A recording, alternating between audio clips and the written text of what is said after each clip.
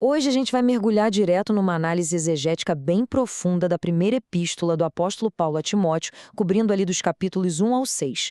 O nosso grande objetivo com esta exposição é analisar, de forma totalmente objetiva, a plenitude do Evangelho da Graça, quando o assunto é um dos temas mais debatidos de toda a teologia cristã, as restrições sobre o ensino e a autoridade feminina. Olhando para os textos originais e para o contexto histórico, nós vamos comparar as lentes da visão reformada e da visão apostólica, sempre com os pés firmes nas evidências textuais. E o ponto de partida de toda essa discussão é uma tensão textual imediata no capítulo 2. O texto diz: "Não permito que a mulher ensine, nem que exerça autoridade sobre o homem. Esteja, porém, em silêncio." Em muitas tradições, especialmente na doutrina reformada, esse versículo é literalmente a âncora para proibir o ministério sacerdotal feminino. Mas para a gente ter uma compreensão fiel da Bíblia, não dá para ler um versículo isolado num vácuo, né? Precisamos colocar essa passagem lado a lado com o resto da história. Porque, em forte contraste, lá no livro de Juízes, nós temos Débora. O hebraico original a chama de Devorá, a profetisa, que simplesmente julgava Israel naquela época. Ela exercia liderança, governo e uma autoridade indiscutível sobre uma nação inteira. A Escritura mostra Débora liderando exércitos e dando direcionamentos divinos. Isso já cria um dilema hermenêutico enorme. Como é que a restrição de Timóteo se alinha com o fato do próprio Deus ter levantado e capacitado uma mulher para liderar homens e mulheres? Essa é a pergunta de $1 milhão que vai guiar a nossa análise aqui. A restrição em 1 Timóteo dita um banimento universal e absoluto para todos os tempos? Ou será que ela lida cirurgicamente com um contexto local e um comportamento específico? Responder a isso não é só um debate acadêmico, mas algo que define a vocação de milhões de fiéis até hoje. Para entender isso, vamos ver os dois lados da moeda. A doutrina reformada enxerga essa passagem como uma proibição universal. Para essa visão, se a mulher ensina ou exerce autoridade sobre homens, ela estaria em desobediência contra Deus. Eles frequentemente ligam as funções de ensino e de ofício à figura de pastora, presbítera ou bispa.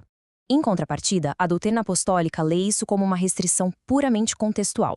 Ela concorda que os ofícios de pastor e bispo ali são masculinos, mas defende que não existe restrição de gênero nem anulação da vocação ativa para obreiras, diaconisas, mestras ou evangelistas. E para entender quem tem razão, a gente precisa viajar no tempo até Éfeso. Lendo os 6 capítulos, fica claro que 1 Timóteo não é um manual genérico de liturgia, é um manual de gerenciamento de crise. Paulo deixou Timóteo lá para combater falsas doutrinas, fábulas intermináveis e gente usurpando autoridade. A igreja estava bagunçada e se desviando do evangelho da graça. É exatamente dentro desse cenário de caos e emergência que aquelas restrições são impostas. Vamos descer para o nível do grego original. O termo para mestre é didaskalos. É alguém que ensina as coisas de Deus. É um título com um peso teológico absurdo. A doutrina reformada afirma que esse ofício é estritamente masculino. Mas será que a Bíblia inteira proíbe as mulheres de terem acesso a esse nível de ensino e revelação? O que nos leva à palavra profetisa. A profetisa é a mulher a quem coisas ocultas são reveladas e que transmite oráculos de Deus. Não é uma função secundária de jeito nenhum. Pensemos na profetisa Hulda, lá em 2 Reis 22. Deus escolheu deliberadamente transmitir sua mensagem para o rei Josias através dela, numa época em que a cidade estava cheia de sacerdotes e levitas homens. Dá só uma olhada nessa matriz. Ela resume um precedente gigante de mulheres em ministério ativo. Débora como juíza, Priscila como instrutora teológica, Febe como diaconisa, Júnia elogiada entre os apóstolos, a mulher samaritana de João 4, que evangelizou uma cidade inteira após Jesus se revelar a ela. É uma base fortíssima para a visão apostólica de que o exercício da vocação feminina tem raízes muito profundas na escritura sagrada original. Vamos pegar o caso de Priscila em Atos 18. Apolo era um pregador extremamente eloquente, mas a teologia dele precisava de uns ajustes. O texto narra que Priscila, junto com seu marido Áquila, chamou Apolo à parte e expôs com mais precisão a doutrina correta. A gente tem o dom de ensino operando claramente através de uma mulher e instruindo um pregador. Se ensinar teologia a um homem fosse sempre uma infração universal, isso seria uma desobediência gravíssima. E a coisa fica ainda mais interessante em Romanos 16. O apóstolo Paulo elogia intensamente a irmã Febe, chamando-a de Shamash, uma diaconisa oficial. Febe foi a pessoa de confiança que recebeu e entregou a carta aos Romanos, o documento teológico mais denso da fé cristã. Se a regra fosse o silêncio absoluto e a submissão muda em todas as esferas, entregar essa responsabilidade enorme para uma diaconisa seria, no mínimo, um paradoxo gigante. E olha como a mensagem principal da nossa fé foi transmitida. Em Lucas 24, a notícia central do Evangelho, o Ele ressuscitou dentre os mortos, não foi dada primeiro aos homens. Maria Madalena, Joana e outras discípulas descobriram o túmulo vazio. Os anjos confiaram essa mensagem revolucionária a elas, e depois elas foram enviadas para ensinar e anunciar essa realidade aos próprios apóstolos masculinos, que inclusive duvidaram no começo. A fundação cristã foi instruída por vozes femininas. Então, como a gente harmoniza tudo isso? O contexto judaico do primeiro século ajuda demais aqui.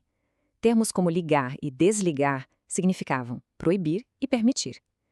Era autoridade para determinar a halahá, ou seja, a prática correta para resolver problemas comunitários.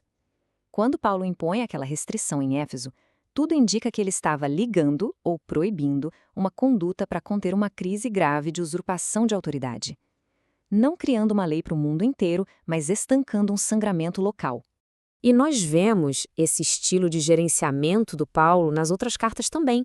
Em 1 Coríntios 11, ele dá regras sobre como as mulheres devem orar e profetizar em público. Logo, elas faziam isso. Em 1 Coríntios 14, ele pede silêncio porque o culto estava uma desordem total.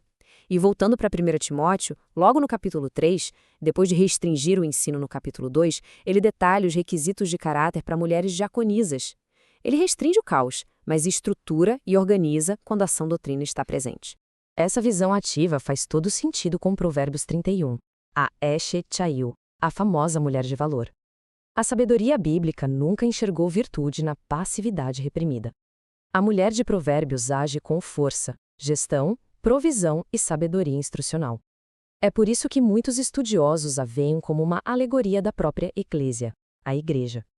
A vocação feminina é uma engrenagem vital e robusta na proclamação da graça. O que nos traz de volta ao X da questão. A restrição em 1 Timóteo anula de vez o ministério sacerdotal feminino ou corrige um tipo específico de usurpação de autoridade? A visão apostólica defende que a leitura reformada acaba batendo de frente com os relatos de Atos, dos Evangelhos e das outras cartas de Paulo. Faz muito mais sentido, dentro da narrativa bíblica inteira, tratar aquilo como uma diretiva de emergência local do que uma anulação dogmática da vocação. Para fechar nossa exposição, fica aqui uma reflexão final bem provocativa. A teologia sempre busca a harmonia entre as escrituras.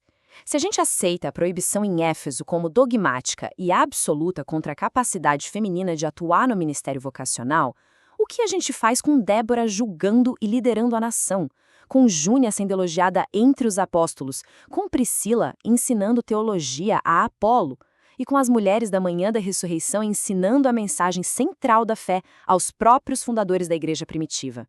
É um contraste fascinante que nos convida a pensar muito mais profundamente sobre a totalidade e a liberdade encontradas no Evangelho da Graça.